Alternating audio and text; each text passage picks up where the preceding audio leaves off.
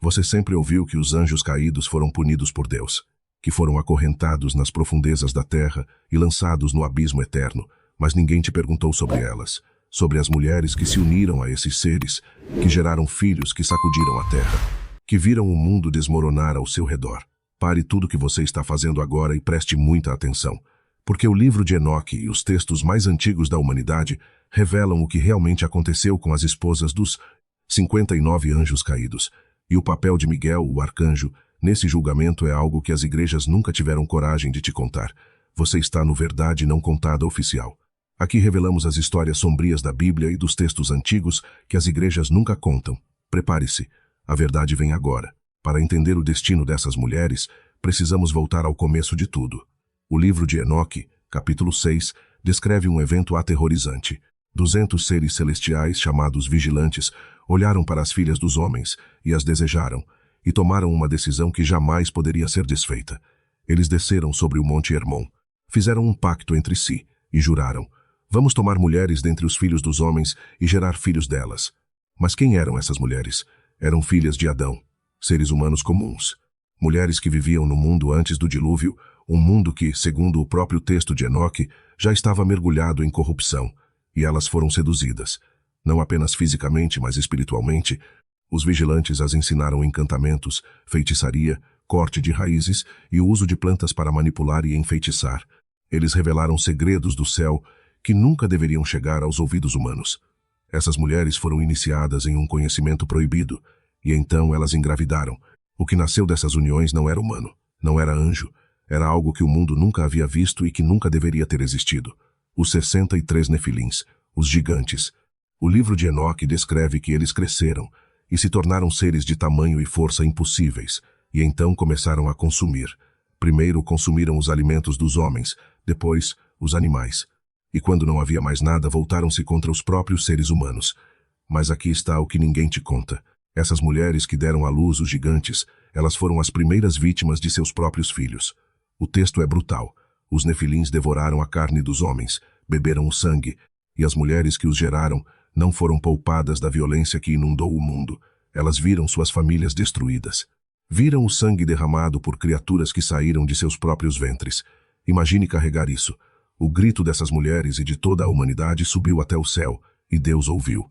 O livro de Enoque, capítulo 10, registra algo extraordinário. Deus convocou seus arcanjos e deu a cada um uma missão específica.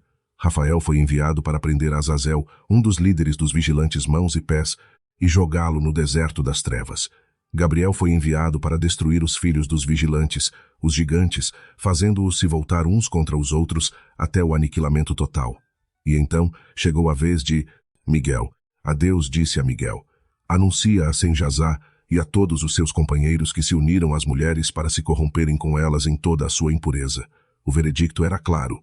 Os vigilantes seriam acorrentados, presos nas profundezas da terra, selados até o grande dia do julgamento.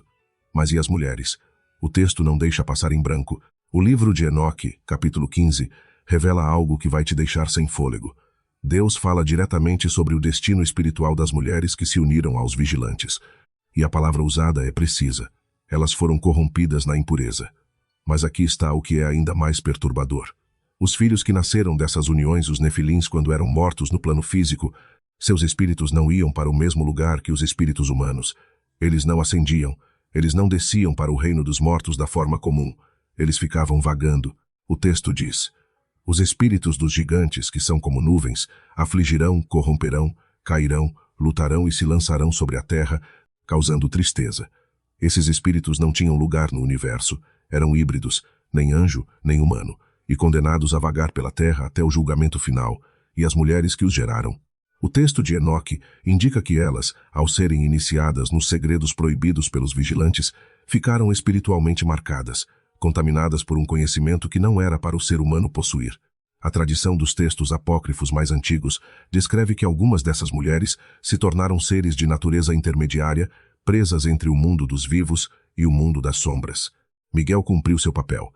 Ele não veio para resgatar as esposas dos anjos caídos. Ele veio anunciar o julgamento sobre os vigilantes, sobre os gigantes e sobre um mundo que havia cruzado uma linha que não pode ser descruzada.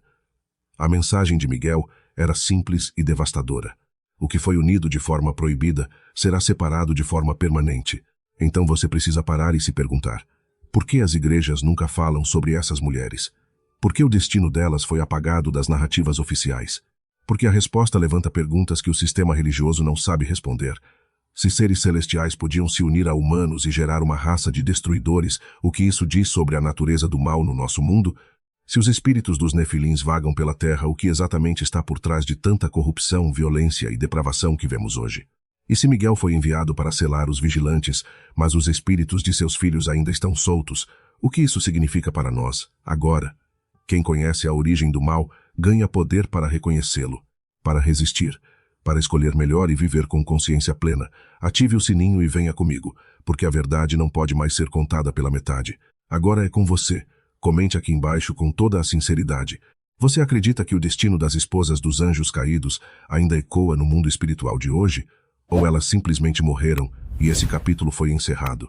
E me diga qual história sombria da Bíblia ou dos textos antigos você quer ver no próximo vídeo. Se esta verdade mexeu com você, deixe seu like, compartilhe com quem precisa ouvir e ative o sininho para não perder nenhum episódio do canal A Verdade Não Contada.